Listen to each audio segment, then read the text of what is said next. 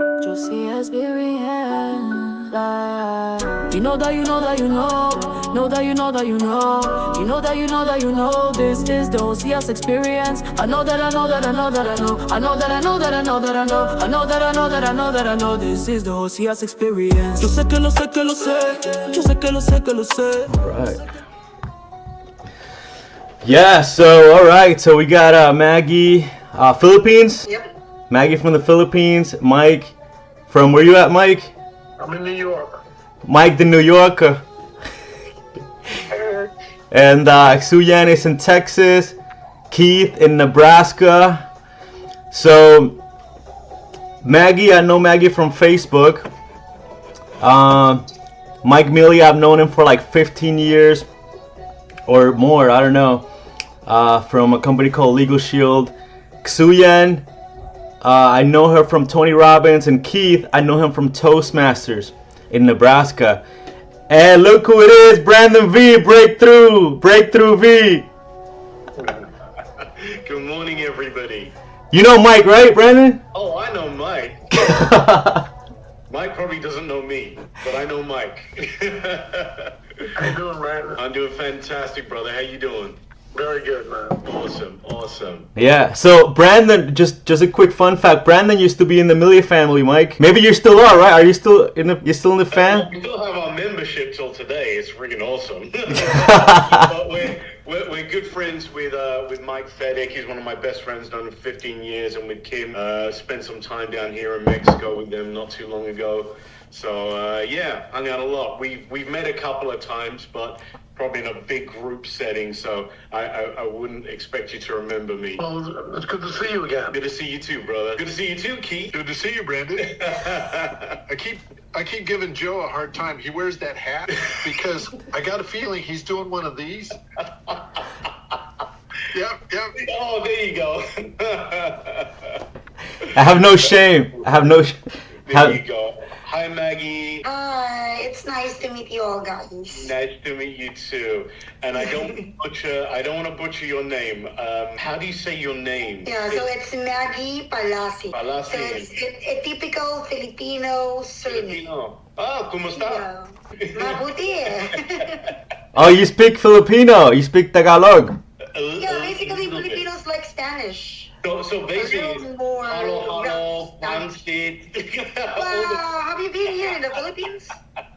No, I live in Mexico now. I'm originally from England, going to Canada. But you know what? Mexican food is a thing here. It's a big thing here. Yeah. We love Mexican food. Yes. And we have a lot of Filipino friends. A lot of my best friends are Filipinos. Yeah. Yeah. Mike, have you been to the Philippines? No. Not yet. Okay.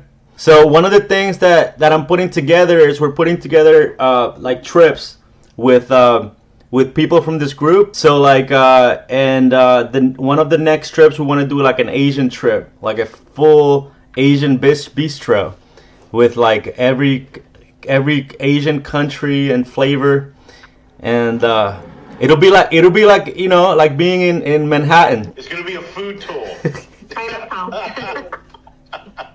You know, you got little Korea, you got Chinatown, you got your little Vietnam. You know? Oh man! I don't want to leave you out, but I don't know how to say your name with the X. Xuyen. How do you say that? Xuyen. Xuyen. Wow, fantastic! I love that. How are you? Good, great. Good. Better that I'm here with you guys. It's gonna be a good morning. Yes. Beautiful. All right, well, let's get started. Here's the context. The context is this is a brainstorming mastermind session that I turn into a podcast. We have a little editor, and they edit it, and it becomes like a valuable podcast full of insights and strategies and good energy, positive energy that we're here to put in. So, this is, and here's how we structure it. We got the cloud, which rains down on the ecosystem, which we have a farm, a garden, and a house. The garden represents emotions, like Tony Robbins talks about, cultivate a garden of positive emotions. And then we put those together in the house and we process it in the ecosystem, and we have a successful brainstorming session. And because we have masterminds here, this is a mastermind. You know, Mike is a master, Brandon's a master, Keith is a master, Xuyen, Maggie, we're all masters. So that way we're creating this mastermind. Welcome, Karina. What is the topic for today? It's traveling the world of relationships. Brandon and I spoke briefly on this, at length on Wednesday. We had a great session. We had tears. We had, what do you call that? Lowest level moments. And it was pretty powerful. So today we're going to continue that. We're going to speak on the topic of relationships. And we're going to start like this. I have a framework that I like. It's called MLFC. Mentor, lover, friend, client. There's 4 types of relationships that are... Wow, we have a lot of people coming in today. Sasha! Mentor, lover, friend, client. Sasha fears this in. So the question to get this started here will be, what's effective and what's efficient? The difference is like effectiveness, it's like what's right, and efficiency, it's like how to improve upon what's right. So sometimes we try to be efficient, but then if we're not effective, then we'll like climb the wrong tower, like Stephen Covey says, like get up to the top of the mountain and then realize you're in the wrong mountain. So I know I butchered that, but I think it's the same meaning. So, okay, so what's efficient and effective in relationships for your mentors, lovers, friends, and clients? What is a type of relationship? Just focus on one, and then let's talk about that. And let's start with Brandon, since you're my, we talked about this already. What is one relationship that you're either working on or comes to your mind? And then what is efficient and effective within that realm? Like, what can you get from that? I think one realm that I'm looking is kind of mentor. That would be one that I would be currently looking at. Efficient and effective. So I think one of the things being efficient with people, how I usually do it is, you know, you've got to converse, you've got to communicate. And when you converse with somebody, a lot of people in a kind of mentor format, or you're trying to get somebody from one place to another place, I feel that they're trying to take their system or what they do and superimpose it onto somebody else. One of the key things that we have to realize is that every single person is different.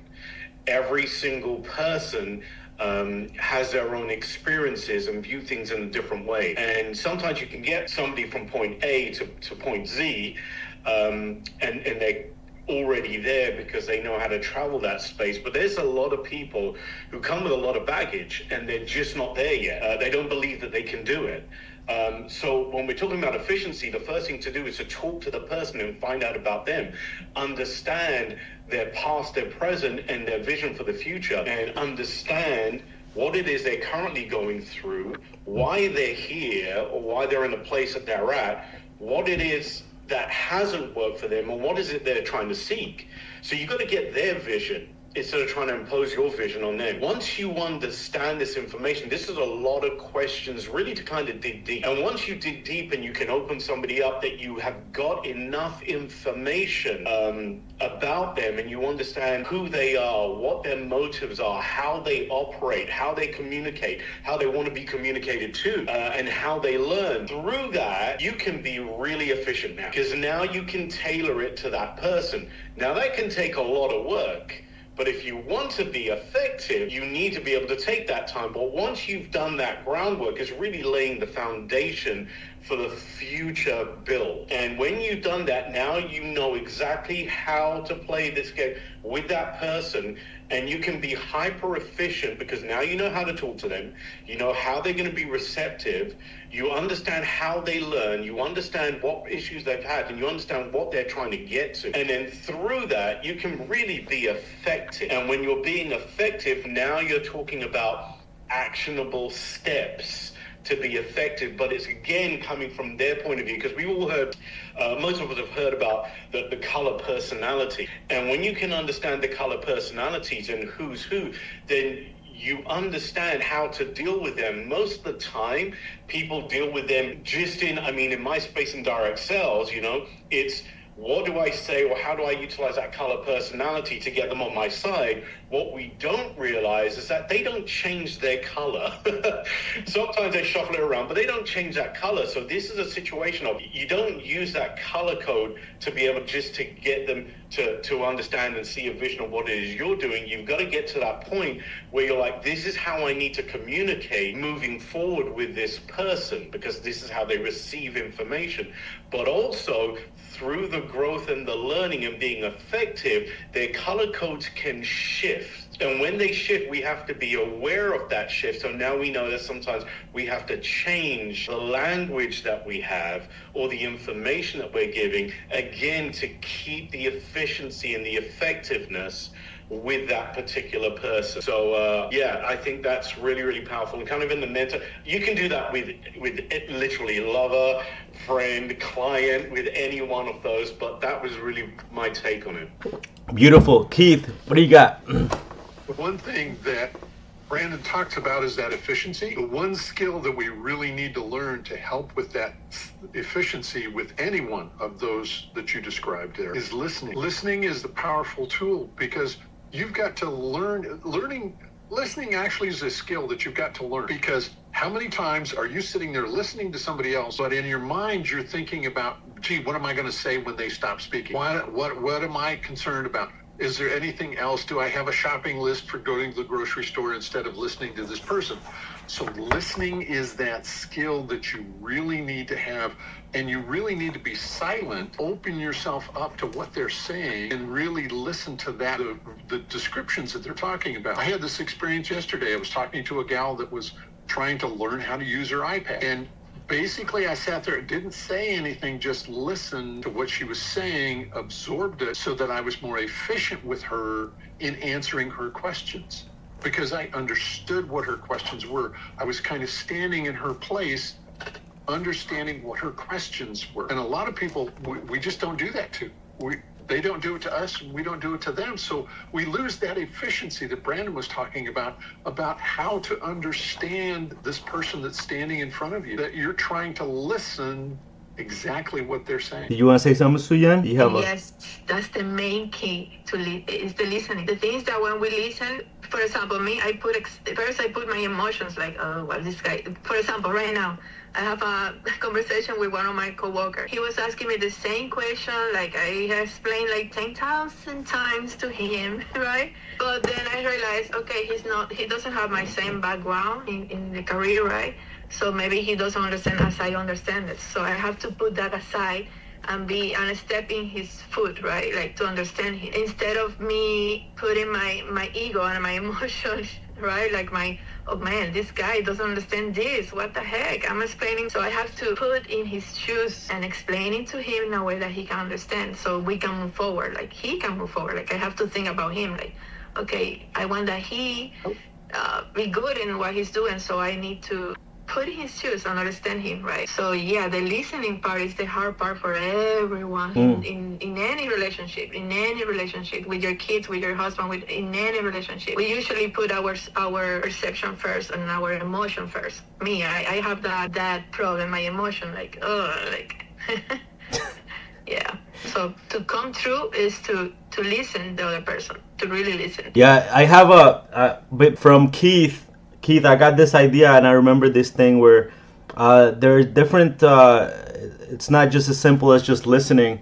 There is his ex-CIA YouTuber. His name is Andrew Bustamante, and he talks about a framework to actually prepare your first 5 conversational quips, like in a chess game.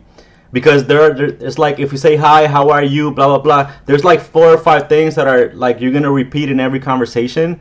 So and that actually allows you to listen better, because you're not worried about what to say within the in the first like connectivity part of the conversation.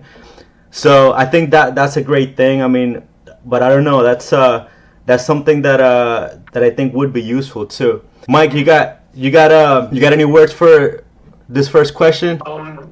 Only that it's a good idea to listen. I mean, like the way Stephen Covey said it was, seek first to understand, then be understood.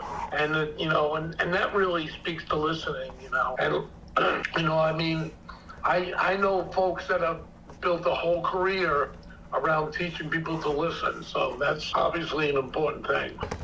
Yeah, I have in Toastmasters, I met this lady, Rebecca Carswell, and then she has a book on listening, and corporations buy it all the time. They buy it and they invite her to speak at their corporations, and she does corporate events and stuff, and that's how she makes money. Nice. Yep. Let me see here. Anybody that doesn't have their camera on want to say something? Sasha, Monica, say Karina, Cindy, Jacqueline. Okay. All right. So let's go to the next step, and it's how do you assign value to the people in your life? Do you assign value based on the way they can benefit you, or the way that you can contribute to their life, or transactionally, based on family, based on position, based on just familiarity, how you know this person, their track record with you or with them. How do you handle that dynamic? I have this card deck. Some people rate people from 1 to 10, the relationships. Who's somebody that's more valuable to me at a certain point in my life or throughout my whole life. Like my mom and my dad are super valuable, and like my sister, my niece, family. Love your family, pick your peer group, right?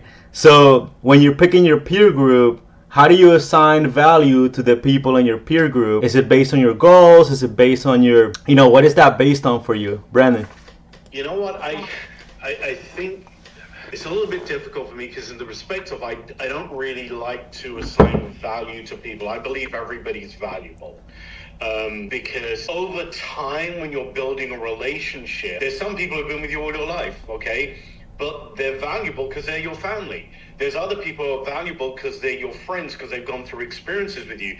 There's some people who you'll meet in business. There's some people who you'll meet through other friends, and they take up different slots of who you are. This is who I socialize with. This is who I do business with. This is who I network with, So you have all these different kind of slots of your personality.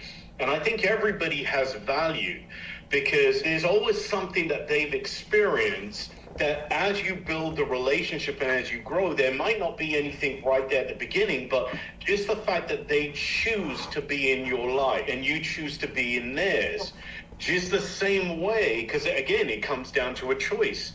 If somebody chooses to be in my life because they see something in me that they like, and I see something in them that I like, then there's always a value of time that is shared.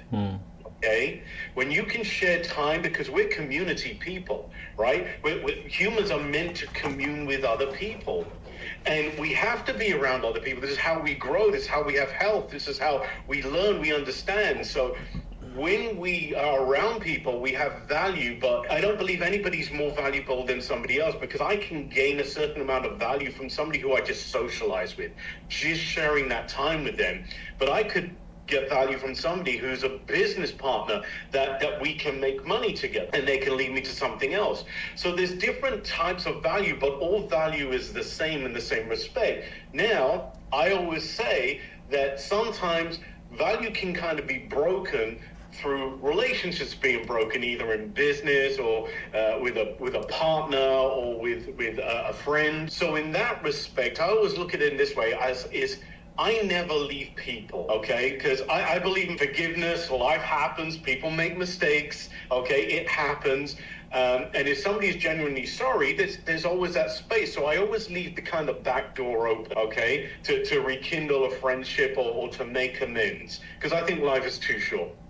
But I always say we never leave people, people leave us, okay? But that's their choice. So I always see value because sometimes there's a season that somebody needs to be in your life for whatever reason. But if we're open to paying attention and giving value as well as receiving value from somebody, we will get that one nugget that can feed us either as a partner that we've had as a lover or husband, wife, boyfriend, girlfriend, whatever that is, as a mentor, as a friend, as a client. I believe there's value in every single person. Sometimes it takes a little while just to kind of traverse that path to find out what it is. And that's my... Beautiful. Keith? Keith always has like the bombs. He always drops It the really bombs. does. It just brings it all together. Well, I defer to Cindy because Cindy is sitting there chomping at the bit, trying to get a word in edgewise. Cindy, what is it that you add to that? Let's go, Cindy. Okay, I would like to add to that. In terms of value, sometimes I find as much value in assholes as I do people that I enjoy being around, because you learn from everybody. You learn the good, the bad, and the ugly. Yes. So whether you enjoy the experience or not, you're learning something. So there's something to be said for that. And I also liken back to Covey. I mean, I've heard him quoted already a couple of times. The emotional bank account. That kind of drives my desire to maintain relationships. If it costs too much money coming out of my emotional bank account, I'm over it. I'm walking on, moving on. Life's too short. Yeah, on that point, I've noticed that whenever people drift away, I always, not always, but whenever I become aware, I realize a lot of times, most times, is that I haven't been making deposits in their bank account, and that's why they're kind of drifting away. And then I'm like, oh shit, okay, let me find out some unique way to provide value to this person so that they know that I care. You know what I'm saying? And so that's just on the bank account. That's just a great topic to keep going here. So let's say Keith or Mike. Yeah, years and years back, I read a book by a guy named Richard Koch, Koch, called the 80-20 Principle, and it talked about the Pareto Principle, which everyone probably is familiar with to some extent. One of the things he talked about, I'm not sure if this is in that book or is in his sequel, was about your inner circle. And your inner circle is called an inner circle because there can only be a certain amount of people on your inner circle.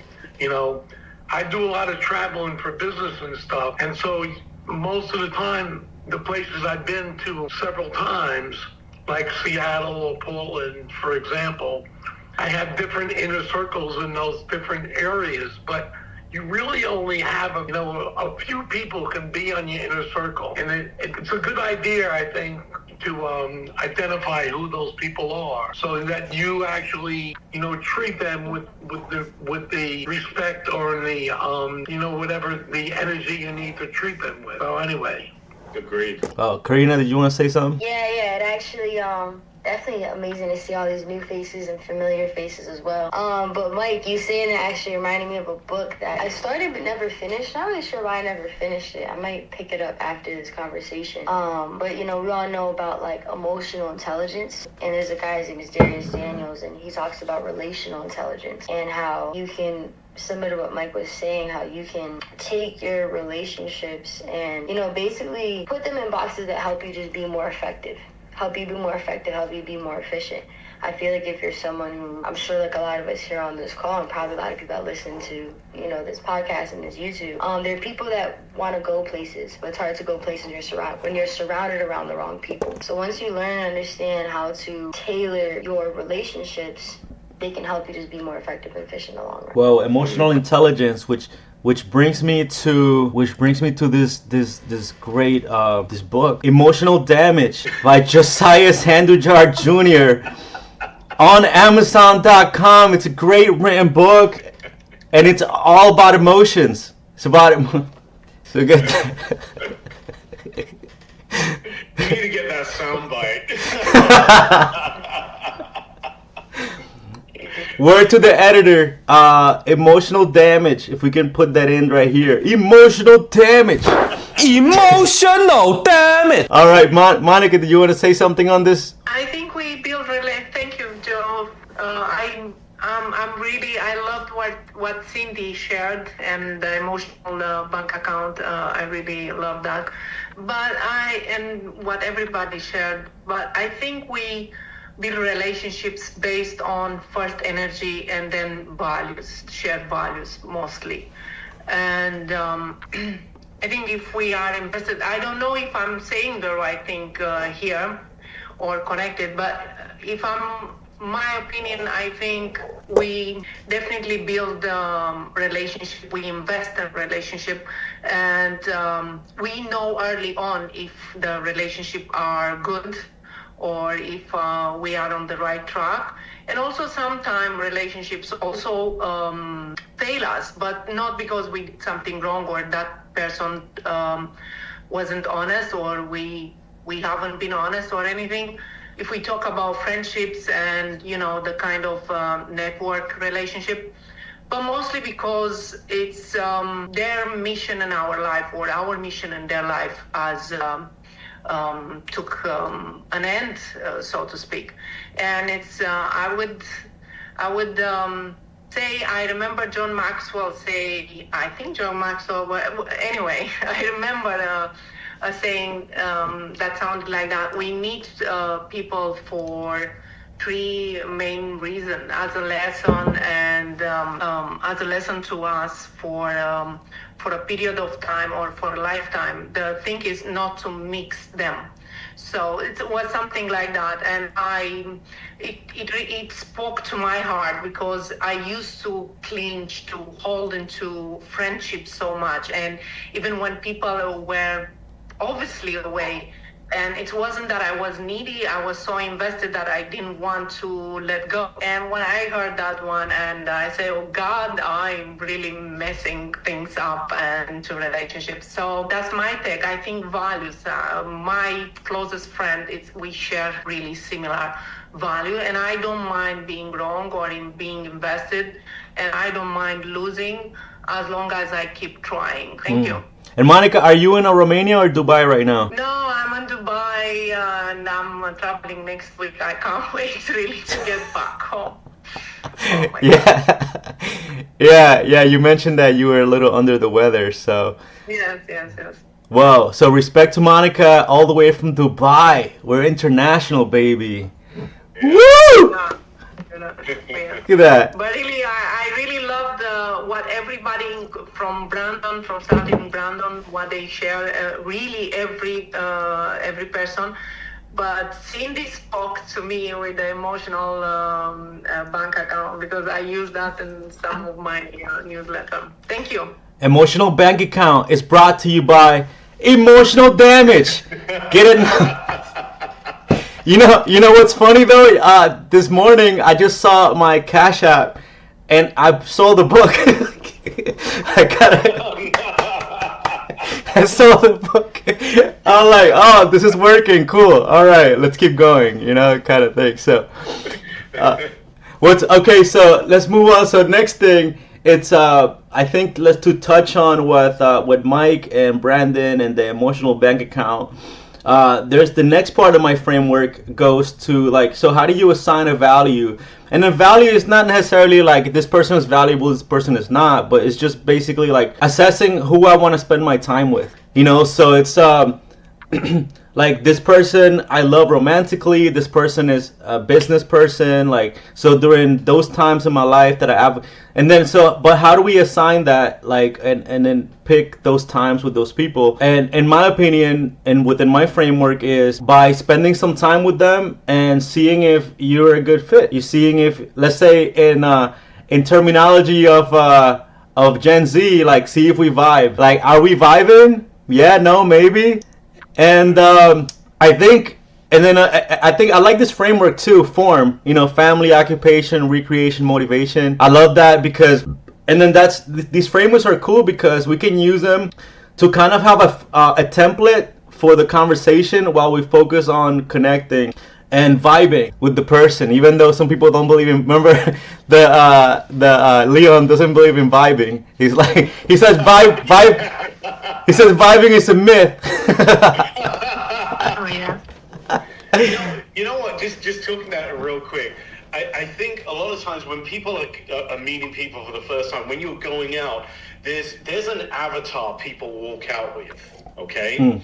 That they have this persona that they create. There's the real you, and there's the social you, the outward person. I think sometimes we create these avatars for ourselves, and we go out, and that's what we project out because we want people to like us, we want people to understand us, we want people to connect with us.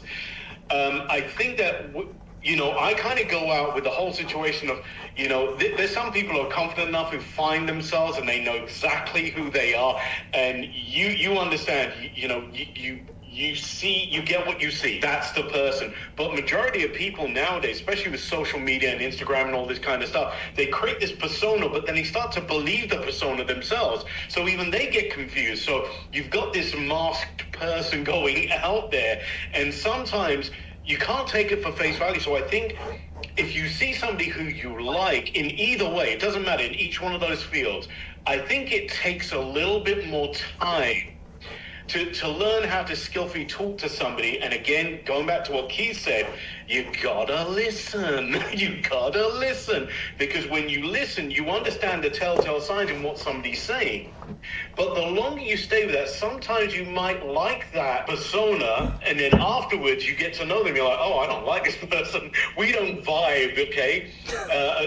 But I think we get very intuitive that you understand, well, I could like this person, but then you find that the person, after the mask has been taken off, you actually like that person a lot more. So I think sometimes in the TikTok world that we live in, we need to slow things down and really talk to people and give time to see a relationship and not be attached to the outcome so quickly, but give it time to really get to know that person and let that person do away with the avatar that they have so you can get to know the real person. Only once you get to that point will you understand. And again, it comes down to this frequency, this intuitive connection of we have similar likes, we have similar wants, we have similar visions. And when you have those type of things, it doesn't have to always be 100% perfect, but I think that you can kind of walk a path as a friend, as a lover, as a mentor, as a client, whatever that is, once you actually get to know the real person. But again, coming back to what Keith said, you gotta ask great questions, better questions to get better answers, but you have to listen to really pay attention. Wow, go ahead, Xuyen. You have to be curious too about the other person. The curiosity that we were talking about the other day. Yeah. But one of the questions that keep my mind regarding relationship and other person, the question is what this person have to bring me in my life, like this person has something to give to me and I have something to give to them. Not necessarily have to be money or anything, but there is something that I must learn from this person, because some people are in your life for seasons, right? But there is people that come around and you are like, what and you repeat people, you repeat situation with people, but they are different in character. But it's the same lesson. It's a lesson that you have to learn. But you have to be aware of it, right? Because I'm telling you, I don't know. Sometimes I'm in this season where I'm seeing my cycles of life, and I'm aware of it. I'm seeing people or person or characters, I don't know how to say, that they are the same in the other cycle. That they are the same now, but I need to learn a lesson. I need. So my question now is that when I meet somebody, okay, what does this person have to bring me to me? What I need to learn from him, or what is it that I have to give? It can be anyone. It can be in the supermarket. It can be, there is something that we always have to give to others. But also, Xuyen, I totally 100% agree with what you're saying. Sometimes you kind of stay in the same cycle, and you're like, okay, this is not serving me. But I think it's also being, we have to introvert our look and be self-aware. If we're looking for something, we have to be self-aware. And if we're looking to level up, it's like this, the saying, you are the sum total of the 5 people that you hang around with, right? If you're in a position that you're like, I am seeking to get somewhere, I'm seeking to up-level myself, whatever that is, I'm seeking to take the next step up, okay? As a partner, okay, as a mentor, as a friend, as a client, which is based on what we're talking about. And when you understand and you're self-aware of what is it I need. Now, if you're hanging around people who aren't achieving or aren't doing or aren't what you need, then you have to be very aware of, okay, I have to understand who you are to understand, are you going to keep me in the same place, put that lid on that bucket? Are you going to do that? Or are you going to be somebody who's going to peel the bucket lid off and help me get to the next level. Because if I hang around with you, I'm also going to get value from you on learning something different. That's going to help me level up. Yes. Right? So I think you're right. There's going to be people who we're going to have value from at that same level that we're at just because of who they are. But there are going to be people, if we're self-aware, that we need to scale up and we need to hang around with those kind of people that are going to teach us just through the relationship on how to take the next level. I agree with you there. Yes. All right, Monica, jump in. Oh, go ahead. Jump in. Thank you. Thank you so much.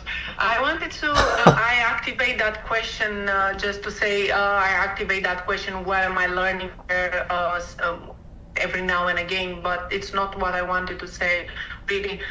Sometimes I love the people I love most are the people not that gave me the most, but the people allow me to be myself, and the people who didn't judge me for my weaknesses. Yes. Like who allow me to suffer, to go through what I was going.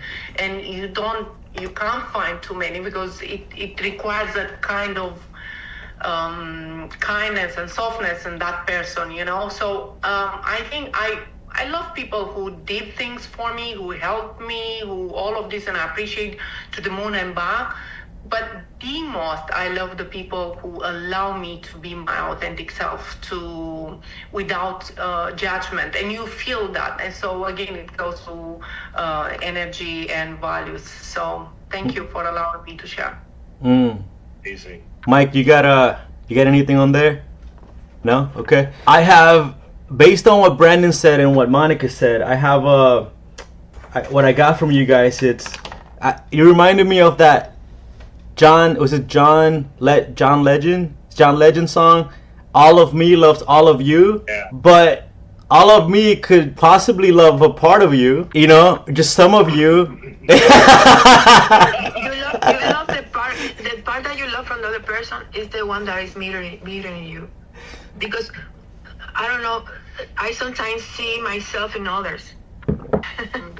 Like I sometimes see like right now, like where I'm working, there is a girl and I see myself in her, like, oh my God, I was that girl a few years ago. I was like her, like I want to be extra, I want to be a step in the ladder, but so I'm telling her the things that nobody told me, you know, like I'm encouraging her. I'm yes, you're gonna do this, yes, you're so great, you know, the things that nobody told me, I'm telling her. And to the other person, it's like I see myself in him, like, oh my God, I used to be lazy, you know. I see those stuff in him that I used to have, and I hate it. I hate it because I have it, but I don't want that he be like that. But he has to go to his process, right? But yeah, I see the things that I love in others probably is the things that I have in me, and the things that I want from others is the things that I don't have, like confident. Like, for example, you know, like my son is very confident, and I admire that from him. And I don't have that confidence that he has. But he's my teacher, you know. Maybe you have a different kind of confidence. Yeah. He hates my softness. He says, you are too kind to everybody. You are too nice to everybody. He hates that. He hates that. No, Mom, you have to be more confident. You have to step on your ground. But I am, just in another way, probably. Yeah, which brings me to trying to change people, right? It's like when two people meet each other and they start hanging out together a bunch, and then going back to the John Legend song, they only love a part of you. They don't love all of you, and then they try to change the parts that they don't like because they don't love all of you. They only love a part of you.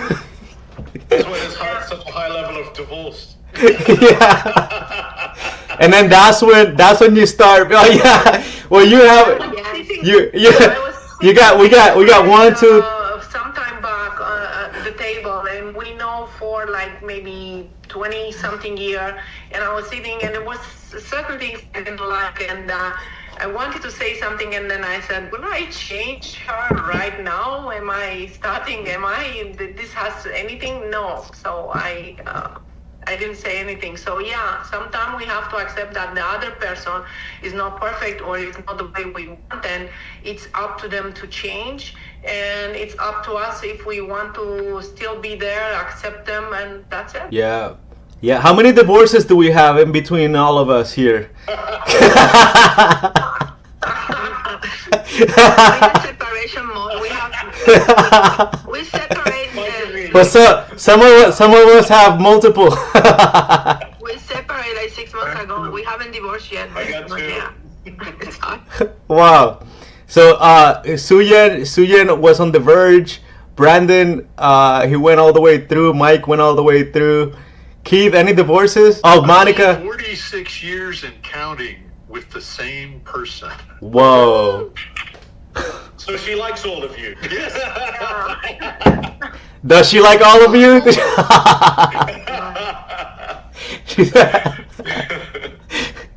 That's a loaded question. Only for you. Is she there? Is she there next to you? Well, here's a question. What makes a relationship wonderful for any of you? Okay, so after 46 years, what makes that relationship? It's all of the things that we've experienced together. The highs, the lows. It took us probably 10 years to understand that we can agree to disagree. And actually, we were married for 10 years before we had kids. Oh, wow. Because it took that 10 years to get to know each other so that when we did have kids, the kids didn't separate us. And we were able to grow some beautiful children that now have given us grandchildren. We've got 3 grandchildren now. And each of our kids are strong, both physically, mentally, emotionally, and they are leading the way for the people around them. Because I always told them, I said, look, you're either going to be teaching someone or learning from someone, because you're going to have to teach not only your kids, but your coworkers about the skills that you have. You need to learn the skills that they have. So you were always a teacher, you're always a learner, no matter where you are in life, and you continue to do that. And that's one of the reasons I don't join Joe here, because I'm learning from this group. I always want to learn. Whoa. Karina, what you got? It's funny that you say that, Keith. I literally got on today just with the intention to learn. Literally with the intention to listen, with the intention to really kind of just see what I gained. But Monica, to kind of answer your question, I feel like what are the things that, make a relationship wonderful is growth. Like I never want someone to say that I was the same as I was a year ago. And I want to say the same thing about all of my relationships. If I don't speak to a friend for 5 years, I want to hear how your life got better. Or maybe your life got worse, but at some point in there, like, there's always, a silver lining. Like, there's probably some areas of growth and all that. But I would say one of the things that makes a relationship wonderful is growth. Because, if you're not growing, you're dying. If you're not striving towards something, you're, just staying in the same place going to nothing. At some point, time is going to pass. You might as well just grow. Which... I agree with Karina. Like, that's what happened in my marriage. Like, we don't see growth in each other. Plus, I feel like I wasn't me. Like, I was not allowed to be me. Like, I couldn't be fully me, like the fully wife, the fully mother. Like, it always was something that I had to meet his expectation, all the time. Yeah. That sucks. That's a lot of pressure. That's a lot of pressure. Yeah. I grow. I definitely grow. I change. I'm not the same person. Of course, I'm not the same woman that he met. And he too. He's not. But yeah. Don't try to change him, Xuyen. Don't try to change it. Embrace him. You don't fix somebody. My problem was that I want to make him happy all the time, but I forget about me. So in my journey to please this person, to be happy, I was confused, right? I was confused about what is love, and I wasn't loving myself, and that's the problem there. The thing is, when you work on your own happiness, you can actually make the other person happy. And if the other person is not happy, then you can never make the other person happy just by, but I'm not trying to teach, I'm just saying. It's just, I'd like to get Mike's take on this. Mike, are you still on? Well, he's still on, but... Okay. I think we always have to grow. I think that's one of the things. And probably in a relationship, you've got to have the commitment to grow with each other, to get down the road. Otherwise, it sort of gets, I don't want to say boring, but Stuck. Yeah. yeah. Stuck. Yeah, we didn't see the progress in our marriage. That's the word.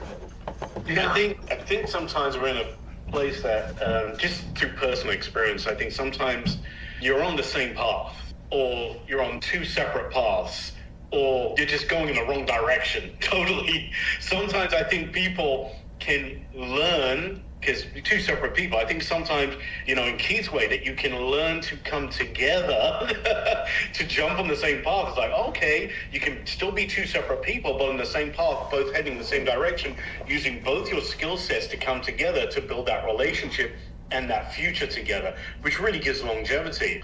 I've been in a situation where I've been on two separate paths and a slight degree of separation. But then over time, that goes further and further and further. So you realize, hold on a second, there's a chasm in between who we are. And this is just not sustainable. And sometimes you've got to make the tough choices in that respect for the betterment of both. But, I'd always be eternally grateful to Legal Shield, because that's where I met my wife, right?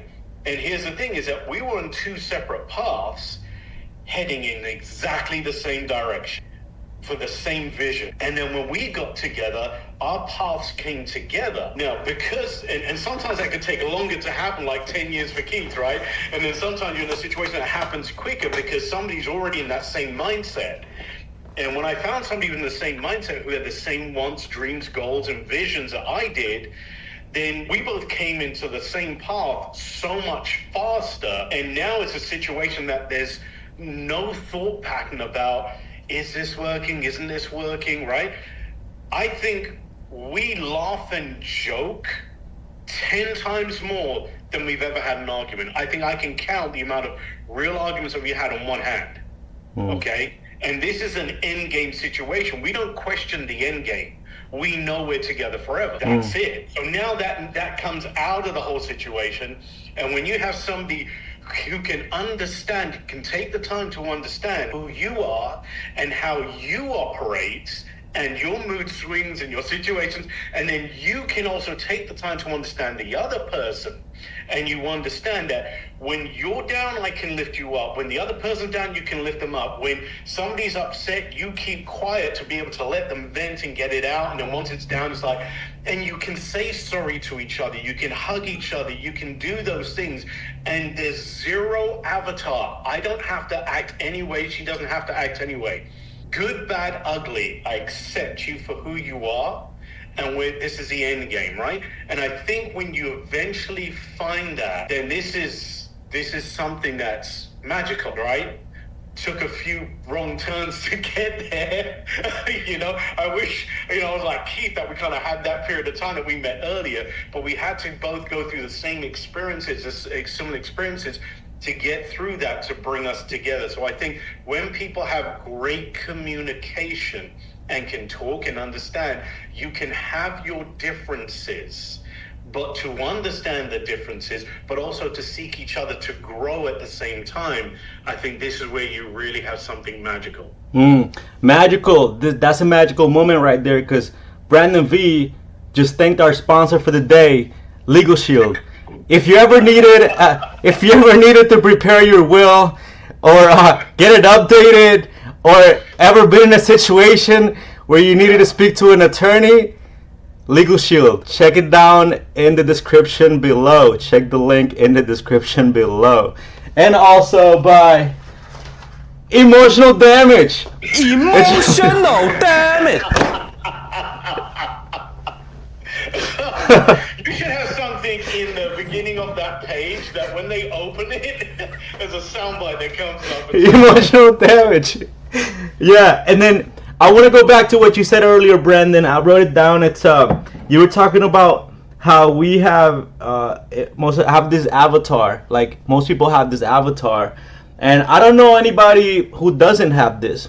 Like I think we all do. We all have like a social personality.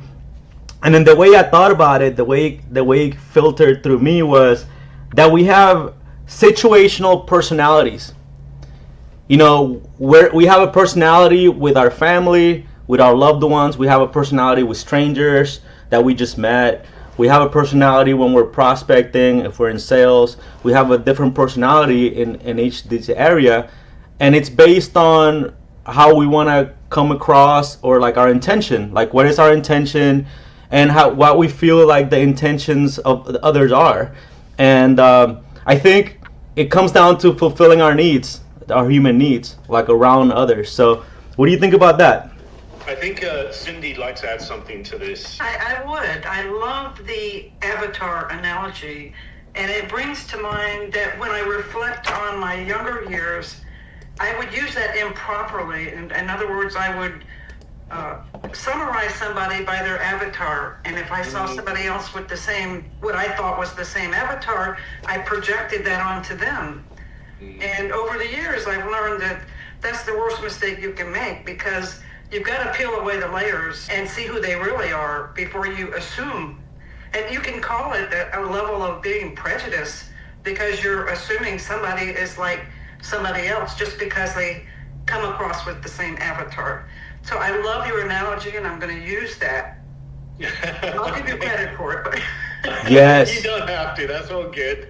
That's awesome, Cindy. And then to connect to that, this podcast is brought to you by Avatar, and by Shrek, because human beings have layers, just like onions. And by the way, here's a quick thing that you guys, maybe some of you noticed. We actually have an audience in a beauty salon. So out here, Sasha Fearless. We have it. We have the. You want to say something, Sasha? Sasha's awesome. Thank you so much. So here we're just doing some reads, and we're listening and enjoying what you guys are saying. Do you guys have anything to add, or what do you think? Just chilling? Just chilling? Yeah, I enjoyed the conversation and about how to grow and develop in a relationship. I also think it's important to set boundaries when you're with your partner. So especially saying like, okay, if one person doesn't want to go to sleep mad after you argue, to make sure that you guys always make it a process and like a point to always have that conversation before you guys do go to sleep, because you don't want it to settle and let it simmer too long. Yep. And what happens if you let it simmer too long? Emotional damage.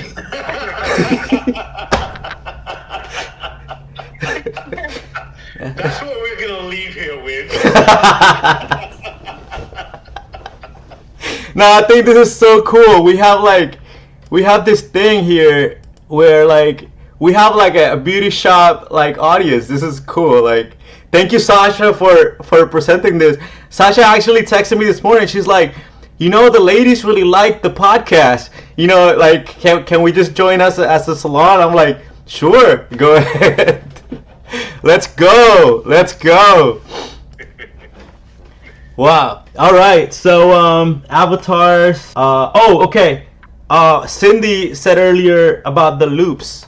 She was talking about the loops and patterns, and a good example I like to use is the number 9. With number 9, there's a trick with the number 9 that if you times the number 9 times any number and then add those two numbers, it goes back to 9. It creates a loop. So the same way, like 9 times 9 equals, every time I say this, I multiply and I get the result wrong. I was listening to my recordings because I really wasn't thinking. But so 9 times 9 is 81. Yeah. And 8 plus 1 equals 9. 9 times 8 equals 70. Wait. Anyways, you get the point. We're creating a loop here, and then just how like numbers, there are numbers who have a loops, like you have number loops in your life where you keep going back to the same situation, you keep going back to the same person, and now sometimes it feels like that part in Thor, if you guys saw Thor Ragnarok, where he's in this prison and then he's like Mjolnir, and then he grabs his hammer and he starts flying to the end, and then he starts flying in the same spot. Like he's trying to go fast and trying to leave, but he's in the same spot. Like you're in the same spot and you're like, what the fuck is going on? What kind of witchcraft is this? Yes. So I now think sometimes when we're in that situation, sometimes we, it's the whole situation. Sometimes we're busy, right? But we're not actually being effective. I think sometimes in our thought pattern, we're in a situation that we think that we're doing something, we think that we're progressing, but you're within a level and you're just busy doing things within that space instead of actually taking effective action and understanding how to get to the next step or where to get out of that. So, it's so much of the time we can convince ourselves that we're doing something effective when we're not really, because sometimes you've got to plan it, then you've got to do it, then you've got to review it to see, well, where am I? Did I do the right thing? Did I achieve a different result? And it comes back to what Xuyen said earlier, right? Where it's like you keep on doing the same thing over and over and over again. Mm-hmm. And sometimes you keep on getting the same lessons until you're like, hold on, why does this keep on happening to me? And then sometimes at that point you can become self-aware and you're like, well, I'm just doing the same thing over again. I'm getting the same results. So I need to change the action to get different results. So for different people, it's a different time period, but exactly what Xuyen said. And then to start tying this down, we're at the 60-minute mark. Familiarity. I think. Oh, all right, Mike. Mike, you got any last words? You got another Zoom? You got any? I gotta go to a team Zoom. I'm late already. Okay.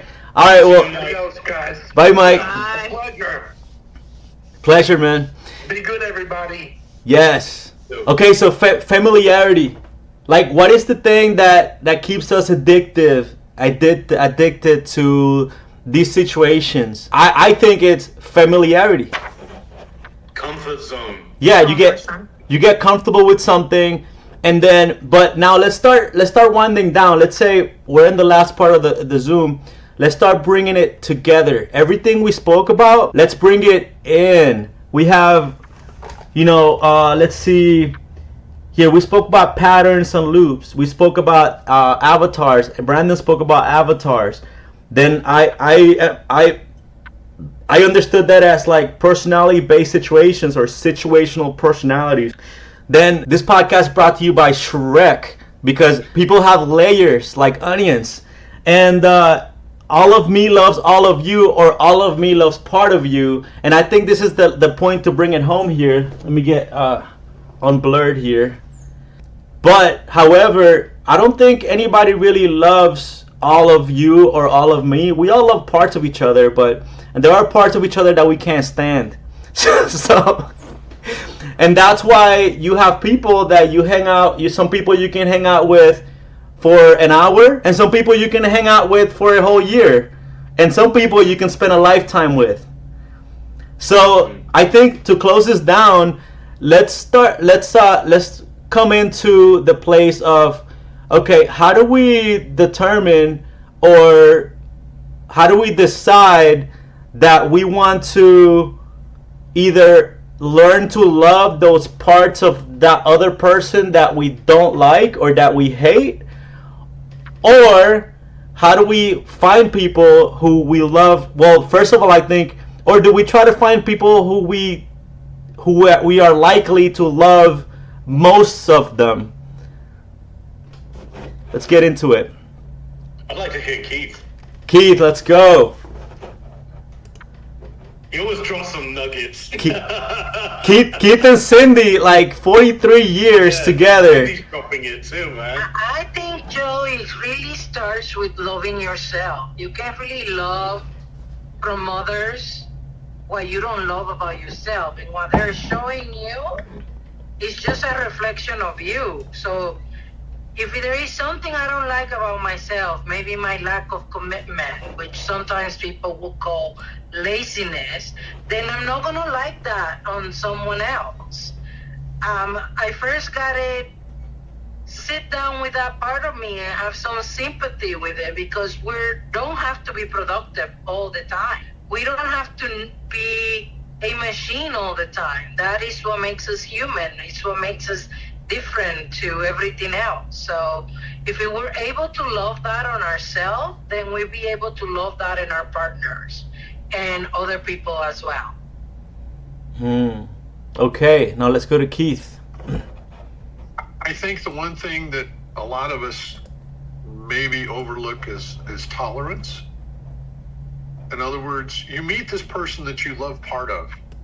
You tolerate the other things you're not quite sure that you love of them until you grow with them.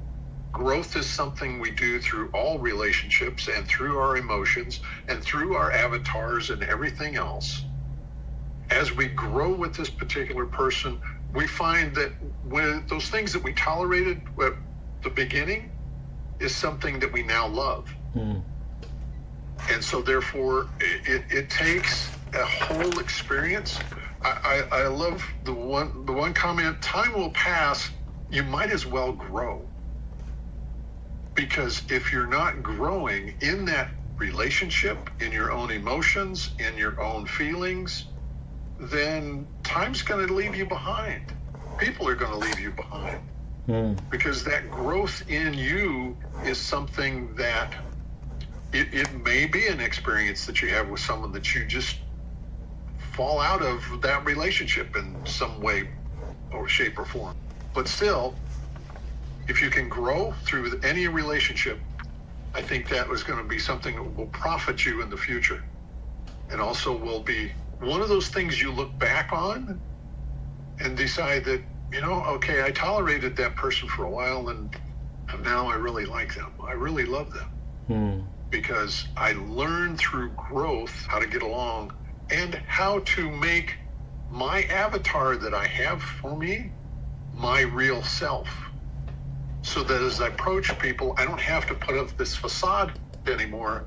I'm actually presenting myself, who I am. Acceptance. Interesting. There's a phrase that I think women like to use, when they're in a relationship, a long-term relationship. Like, he grew on me. Yeah, you're like, he grew on me. What do you think? And then can we hear from Cindy as well? Did Keith grow on you? I say that too. Or did you grow on him? Like. But as far as relationships, I think of the different things I'm involved with, and I gravitate towards those things. For example, volunteering for Boys and Girls Club. That feeds a need that I have to feel like I'm making a difference in the lives of others. And in order for me to be successful in doing that and feel good about it, I have to actually make a difference in the lives of others. And so that's a win-win. So that's one example. Toastmasters. I feel a need to continue to sharpen the saw, to get back to cutting again, and continue to hone my skills in public speaking, and to mentor, once again, other members. And so that fills a need that I have. As far as my relationship with my husband, I love what Brandon said. The end game is a given.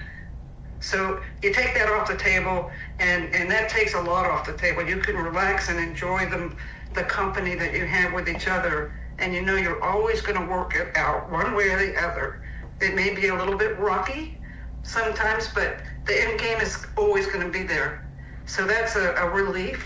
That's a huge, I don't want to say burden, but it's a huge challenge that's taken off the table. And now you focus on enjoying each other one way or the other. I like that. And that reminds me of Begin with the End in Mind, by Stephen Covey. That's one of the 7 habits. Begin with the end in mind. So how would you attribute that, Cindy? Like, begin with the end in mind to what you just said, because you were talking about always focusing on the end. What is the end? Well, the end is we'll die together. I don't mean that. Boom! At the same time, but we will be together when the first of us passes on. But that means that you work through your issues. You don't just give up and walk out the door. Wow. You work through your issues because that's what you're there for. Wow. And then I was thinking about this dynamic earlier. I don't know if you guys ever played like Super Mario World or like Super Mario Brothers, but they got these things called thwomps. And then like these thwomps, like they try to thwomp you, which like they try to smash you. And then your character dies when they thwomp you. And these thwomps are like these blocks of rock, of stone with the face on them. And then they're just trying to smash you.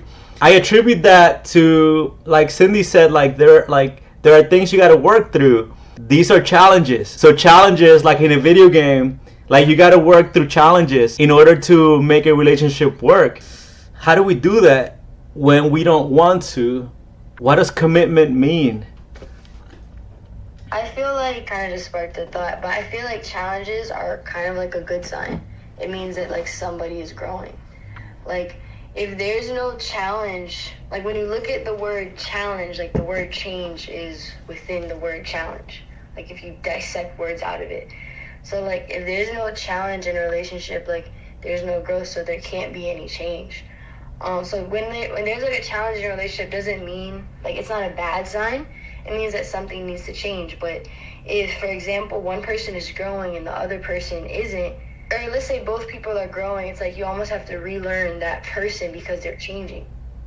If that makes sense. Like if we're always growing, you have to constantly be relearning that individual. You know, Keith, it's maybe you can answer that for us. That's why you've been married for 47 years. It's because you guys have been growing, but you've been relearning each other in the process. So it never really gets boring. It's because you're constantly relearning each other. And obviously, challenges are going to come with that, but so does change. Yeah, and that's when the conflict comes. When one of you is changing, the other is not catching up with you. Right. So it comes a conflict, right? Because that person, the other person is part of your identity, right? It's part of your life. When the other person is changing and you are not, you are like, I don't like this. So that's when the conflict comes.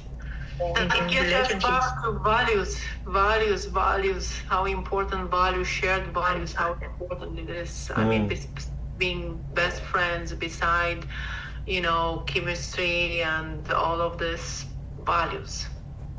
Yeah. Yeah, I grew up Christian. My dad was a pastor, and like there was this phrase, or like this phrase that was thrown around a lot. It's called unequal yoke. And what that means is like you're not aligned. Your values are not aligned. Your most important things in your life that matter, they're not the same. And therefore your relationship is doomed to fail. Almost 100%, unless one of you actually changes. And that's like very, very unlikely. So values. So Monica, so on the values things, like what do you mean by values? It's if I value work and making money, and my partner values nature and freedom, then we definitely not gonna be in the. If life changes, just simple example. So we grow together 10 years, 20 years, whatever is there, and we find ourselves that one person want to grow and the other person only focus on working, on making money, whatever. It's just a simple example. So you don't share the same values, so you can't bring that person on the same path with you. And the other thing is, sometimes love is there, everything is there, but one person is not so passionate about self-growing or can't understand it. This is not for everyone, really.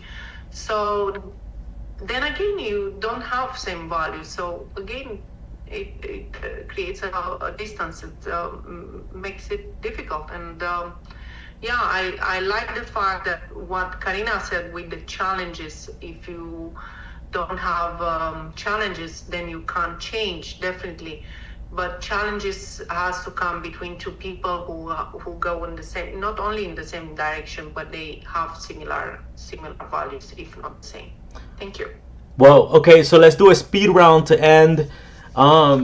we're gonna have one more thing on that is we have different values, but there's always exceptions to the rule. So what if we have different values, but our paths fit together in a way like a puzzle or a Lego? And what will be an example of this? So let's start here because we're almost at the end. Let's do 30 seconds to a minute. Each of us. Let's start with who wants to start? I forgot the question. Okay, so if let's say Monica was talking about values, right? Unequal, like equal yoke, like our values got to be aligned.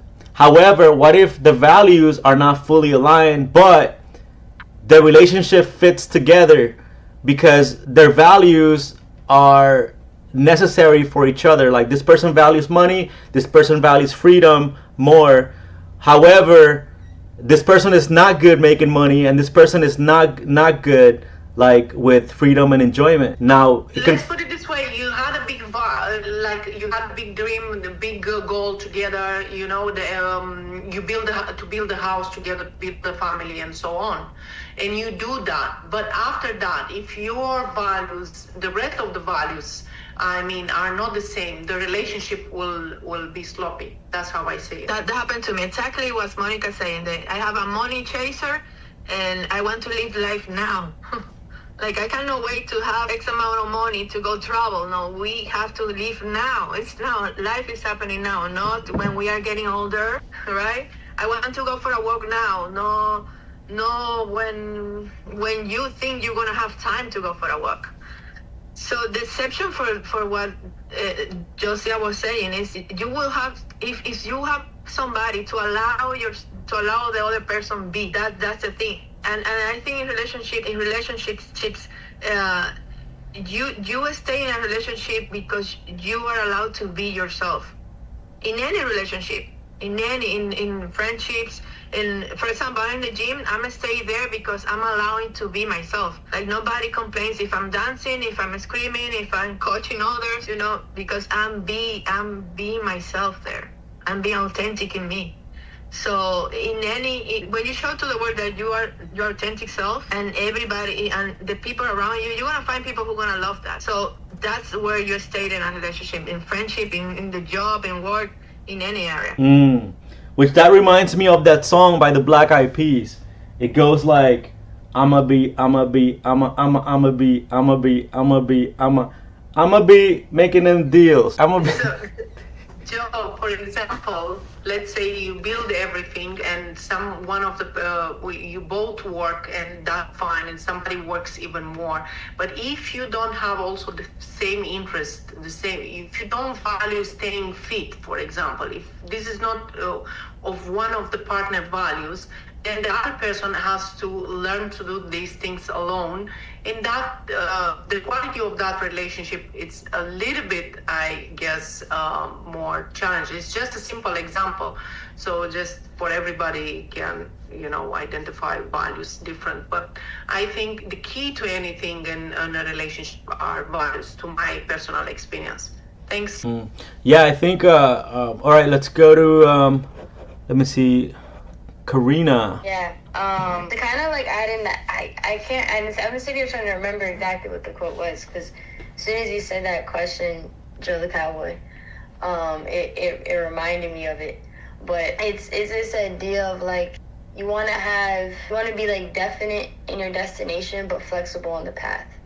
So like the path, meaning like, you may go through certain relationships that don't work out, but they're a part of the path to get you to the destination. Whoa. Keith.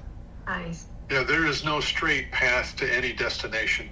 And you may realize that it takes you years to accomplish something that you've tried to do. And I agree with that, Karina, saying that the experience in achieving a goal may be different for every individual, even if you're in a relationship. So therefore, you're not going to have an even yoke every step of the way, because someone may be ahead of you, and you may take time for you to realize what change you need to make to be able to make that yoke even again and to achieve the goal. And the goal may not be achieved until you actually become the same in some shape or form. Values are something that you have some basic values that are shared and some that you have on your own values, because it's in any relationship, it's never going to be exactly the same, because if it was, boy, that would be boring. If you actually were in step, wore the same clothes, had the same adventures and everything else, if everything was experienced exactly the same and you felt the same, that would be a boring relationship. You need to have diversity in your actions, in your emotions, in your values, so that you learn to grow. How do you grow unless something is different? Unless you create that change, unless you create that growth. Brandon's not here, but I always kept thinking of okay, you've got these people around you that are lifting you up, but what if you're the one that are lifting up everyone else around you? Let's experience something new. I have a group of people that we want to experience something new, and that is writing a book. And we actually had to pick people up and drag them along with us. It's like we can actually publish a book, sort of like Joe has done. It's like create that and publish it and get it out there. And that was something none of us had ever done before. So it's in your friends' relationships, it's like one of those things. What if you're the one that's trying to push the envelope, and maybe you don't realize that that's what you're doing, because you can do it, and that's how change happens, that's how new things happen, that's how experiences happen. You've got to step outside that envelope, you've got to push the edge of it, you've got to do something you've never done before. Get out there and experience life. Yeah, I'm into that. Amen. All right, let's give it a chance. Sasha, we're almost at the end. Sasha, do you want to say something? Is there anything you want to say, Mommy? Anybody? This is a wonderful podcast, and I'm really learning and enjoying it. It's beautiful. Hey, those dreads are looking fire. Like what? Hey, I do want to say something like about what Mr. Keith you just said. You were talking about like, I don't know, for me, what I took was like, when I'm dating someone, I want like the male version of me, like the exact same person. And if you're not that, bye. That's not good, because you're right, that can be very boring. So I need to switch up my perspective, and I don't know, we'll see how that goes. But thank you for that, Keith. Yes, on the next episode of Sasha Fearless. You have to come back and let us know. yeah. We'll see. All right, Cindy. Yes, well, you brought to mind Myers-Briggs personality type indicator, which I suspect many of you have heard about.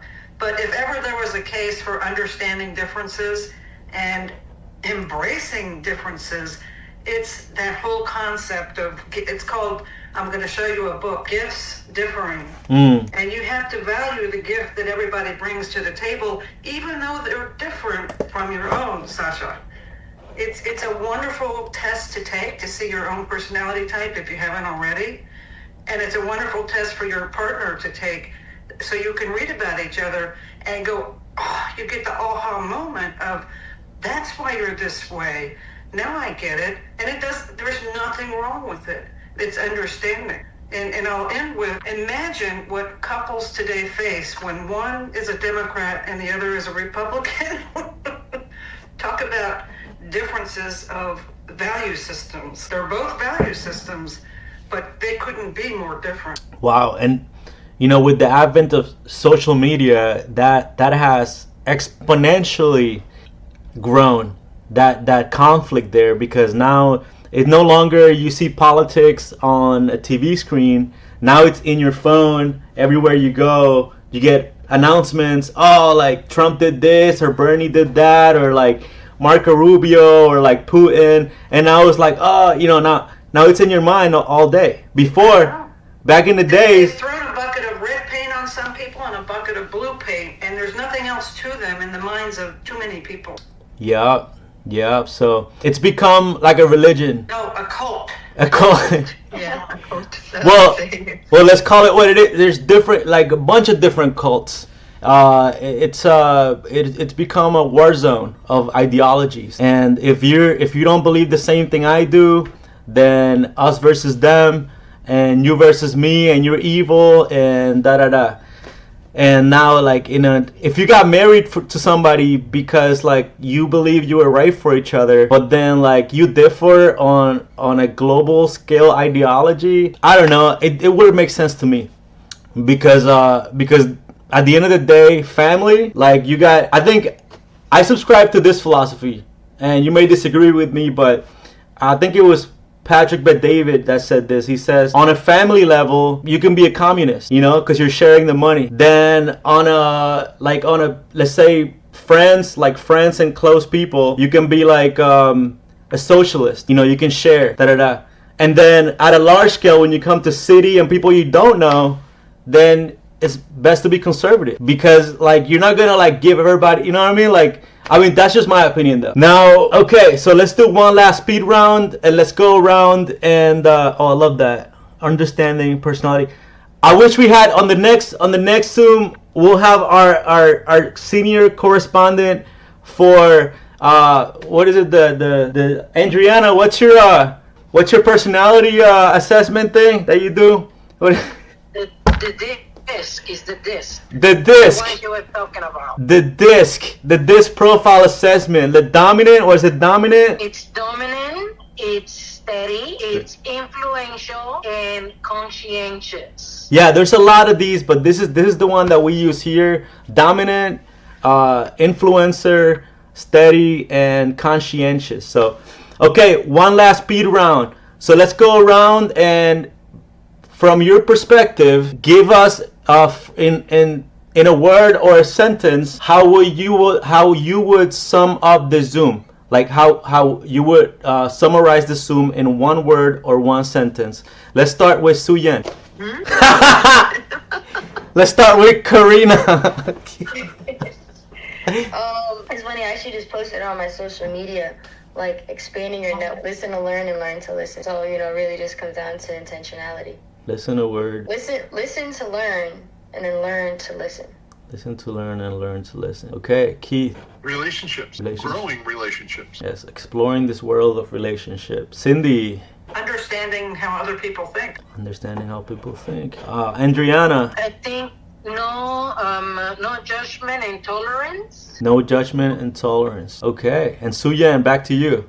Huh? Be curious about others. Where you at, Xuyen? I'm here. I'm alive. Okay.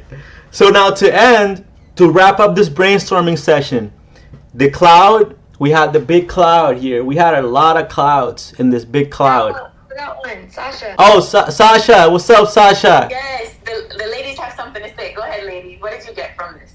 It was a lot of expansion of knowledge, and just taking in everyone's different perspectives and how they all just kind of tie in one. And for me, when dating, different is good. Yeah, it's a challenge. It's a challenge, but it's a good thing. It's a good challenge. The opposite attracts. Okay. Yeah, like a magnet. But okay, so clouds, ecosystem, garden of emotions, thought farm. We brought it into the house and now we process it. Who here? Can anybody lead us in a quick send off, either a meditation or a prayer of some sort, so that we can have an amazing day? Just kind of bring the energy in and then fire it into our day. Keith, what about a word of reflection to end, and then we will go our different ways? A word of reflection. This has been an interesting experience for all of us to not only test our relationships and our values, the way we get along, and how we listen to others. This relationship has got to be something that will make all of us grow and help Sasha find a good boyfriend. Bet. And with that, I'll see you guys in the next one. Bye. Does anybody have any announcements or anything you'd like to promote? You got 15 seconds. Go. Go ahead, Sasha, go. Okay, I'm doing my first Toastmaster tomorrow at 10:30 in the morning. Josias might know the Zoom link. It's on social anxiety. That's it. That's right. If anybody wants the link, tomorrow Sasha's giving a speech at a Zoom Toastmasters club, and it's on social anxiety. So if you want to tune into that, send me a text message or email me, and then I'll send it over to you. Go ahead, Karina. If anyone is in the Florida area, maybe even Tampa area, I'm doing an event on June 20th. It's called the Self-Care Social.